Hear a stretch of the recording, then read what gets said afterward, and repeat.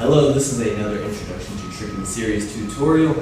Today we're going to be going over tricking ideas. These are the things you should be thinking about while you're doing your tricks, the ideas you can apply directly to your tricks to help them work better.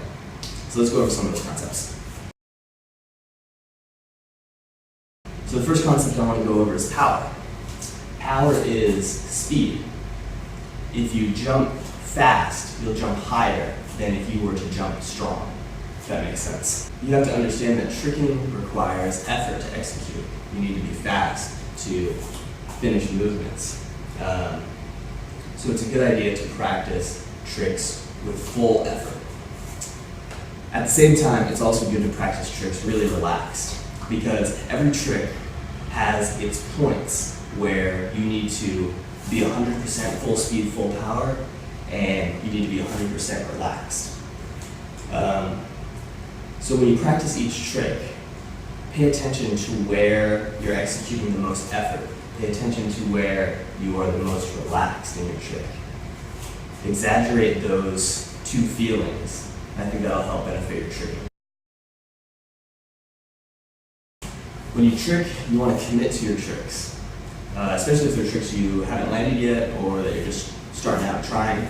You want to go all the way through your tricks. You want to stay tight, or hold the kick out, do whatever you need to do to complete the trick and go all the way through with it.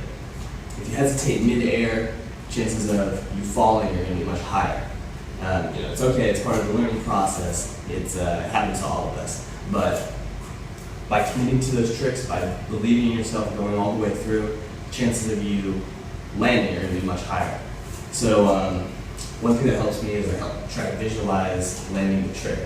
Even though I know a lot of the times everything's blurry when you're spinning and flipping and all that, it's hard to actually see what's going on. But if you can just imagine yourself landing the trick, imagine what it'd feel like, that's one thing that really helps me.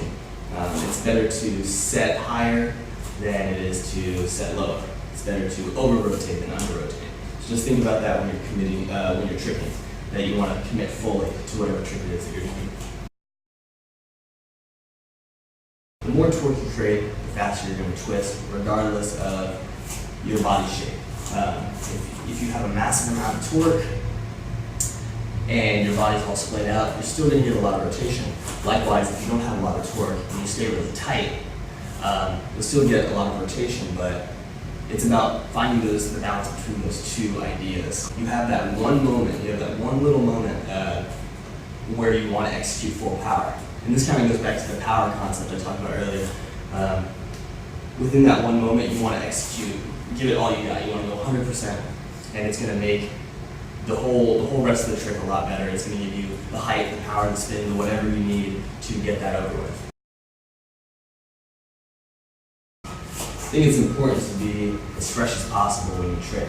You want to be feeling good when you trick. I think when you feel good, feeling energetic, your body wants to trick, I think that's the best time to trick. This doesn't mean you shouldn't be practicing on a regular basis. A lot of times I go to the gym, I'm not feeling like I want to trick, but that's what the warm-up's for. The warm-up's to get your body going, to get you ready to start tricking, to start feeling good so you can go into your tricks 100%. At the same time, you don't want to overtrain. If you train a massive amount of time, like 7 days a week, 6-hour days,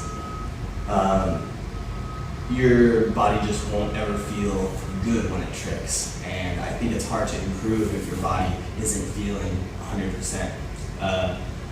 So give yourself time to recover, train on a regular basis, and throw your biggest tricks when you're feeling best. This is a concept I really love. I think a lot of beginners should know about it, especially beginners who are perfectionists like me. The idea is you want to practice a trick until it starts not working for you. Okay? So there are going to be days when you go into the gym and some tricks are just going to click. Some tricks are just going to be feeling really good. And when that happens, you want to drill those tricks. You want to stick with them and just keep doing whatever it is that you're doing to keep practicing those tricks until they start not feeling good. When they start not feeling good, don't try to keep doing them and trying to make them perfect a million times. Just let it go, move on, let your body know that it did the movements to the best of its ability, and then once you start on the down slope of niceness of your tricks, then just let that trick go for the day, save it for another day. Basics and advanced tricks, I think you should be practicing both. The idea behind this concept, and this is something I've been doing personally quite a bit, and I feel like it's really helping my tricking, is practicing both the prerequisites for the trick that you want as well as the actual trick. For example, for me, I've been practicing snapper swipe. I've been told by a lot of trickers that you want to have a really strong side swipe in order for your snapper swipe to work, and I completely agree.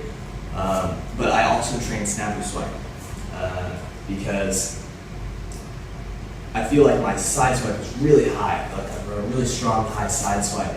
But if I didn't practice the snapping swipe, if I didn't practice that extra trick that I wanted, I wouldn't ever get it, no matter how good my basics are. So I think it's important that you're not stagnating, drilling one trick over and over and over. Play around with it. If you want a more advanced trick, go for it. Try it out. See how it works. See what doesn't work. If that advanced trick is just giving you a hard time, go back to basics. Drill basics. Make those really nice and strong and perfect.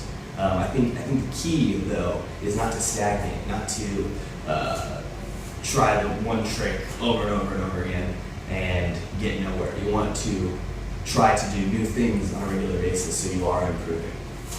That's pretty much it, guys. Those are my tricking concepts. I think are really beneficial for beginners. I think they'll really help you out in each individual trick that you're trying. You just apply one of these concepts or multiple concepts, it usually will help you complete that trick. Hope this video helped you guys. I will see you again.